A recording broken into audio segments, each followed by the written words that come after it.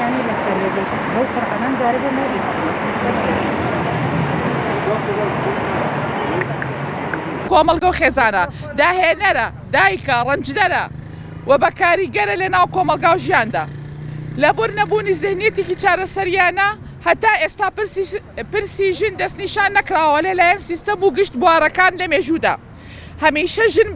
بینراوە بۆ ئەوەی ڕەوایی بدەن بە تونند و تیژیەکان و بەرامبەریان سەرەڕای قوربانیدانی ژن لە ناو خێزان و کۆمەلگا و بەخێوکردنی مناڵ و کاری دەرەوە ماڵەوە بەڵام ڕەنج و هەبوون و ڕۆڵی ژن نابینرێ و بەکەم سیر دەکرێ و هەمیشەوە کارمەندێکی بێموچە کار دەکا بێماندوو بوون و بەبێ منەتکردن هەموو نەهامەتیەکان قبول دەکا لەبەر منداڵ خاکی خۆی خۆش دەیە بەڵام لە ژێر بیان و ناوی ناموس و مڵکداری تا ژنان سیستەمیان لێ دەکرێت و دەکوژرێن وەکو کاڵا و مڵک تەماشا دەکرێن و نکۆڵی لە هێزی ژن دەکرێت سەرەڕای ئەو ڕۆڵ و مێژوە نووسراوەی ژن هەی بۆ بە درێژایی مێژوو و پرسی ژن بە سەرەکی و گرنگ نابینرێ هەست بە ئازاری ناکرێ زەهنێتێکی ڕەگەزگەرایی خۆسەپێن و نکوڵی کاری ژنان بەلاواز دەبینێ لە کاتێکا لە کۆمەلگای سروشتیدا ژن کۆمەلگەی بەڕێوە بردووە ڕۆڵی گرنگی هەبووە لە ژیاندا و لە دوای دروستبوونی ئەو زەهنیەتەوە تا ئەمڕۆ ژن دەچەوسێنرێتەوە و دەکوژرێ لە هەر بارودۆخێکا ژن قوربانی سەرەکیە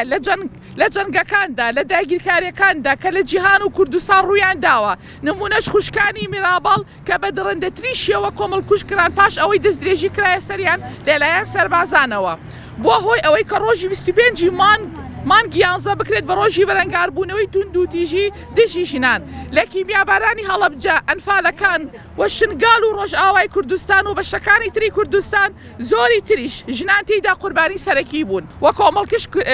کوشکراون تیرۆرکراون لەگەڵ ئەو هەموو ستەم و کوشتارەش ڕۆبەڕووی ژن بووەتەوە ژنان هەمیشە ڕۆڵی پێشەنگ و ئەرێنیان هەبووە و هەیە لە تێکۆشان بۆ ئازادی و ئاشتی بەدەر لە دایکایەتی و ئەرکەکانی تری ناو کۆمەلگا و خێزان و ئیش و کاری دەرەوە لەو کۆچە کۆڕەوەی باشووری کوردستانە کە ڕوویان کردوتە سنوورەکانی وڵاتانی ئەوروپا دیسان ژنان قوربانین ئەوانە هەمووی دەکەونە چوارچێوەی تونند و تیژیەوە چونکە بۆ ژیانێکی دوور لە تونند و تیژی دەگەڕێن بەڵام ڕوبەڕووی نەهامەتی دەبنەوە بەهۆی ئاڵۆزی و بار و دۆخی سیاسی و ئابووری و کێشەکانی تر کۆچ دەکەن تونند و تیژی لەسەر ژنان بنەمای خۆی لە زەهنێتی ناموسپەرستیەوە دەگرێ ژن دەکرێنە بووکەڵە و کاڵا بۆ بەرژەوەندی حیزبی و سیاسی و ئابوووریەکان بەکاردێن زۆر جار بەهۆی پارچەبوونی حیزبەکانەوە ژنانیش پارچە بوون دەبەر ئەوە یەکریزی ژنان ئەرکە بۆ چارەسەریەکی بناغەیی و هوشیاری گرنگە بۆ تاک و کۆمەلگا تا ژن بناسن و بە شێوەیەکی پەروەردەیی دۆخەکە بگۆڕێن چونکە ژنی هوشیار هەوێنی چارەسەریە بۆ هەموو پرسەکانی تریش تا لەو کوشتارە ڕزگاری بێ پێویستە ئێمە ژن بە یەکریزی و بە هۆشیاری و بەرپرسیارانە کار لەسەر دۆخی ژنان بکەین و بە ئەرکی خۆمانی بزانین کە بۆ مافی خۆمان تێ بکۆشین و دژی تونند و تیژی و داگیرکاریش تێ بکۆشین هەموو هەنگاوەکانمان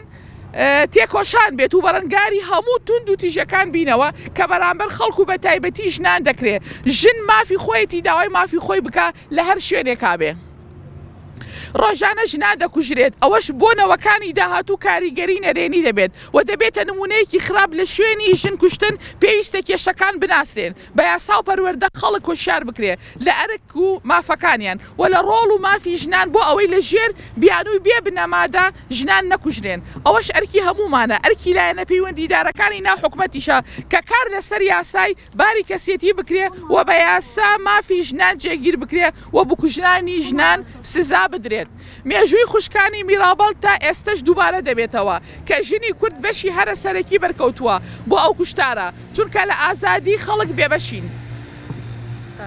با بە یەکریزیمان کۆتایی بە کوشتاری ژنان بێنین نەمری بۆ خوشکانی میرابڵ بژی یەکریزی ژنان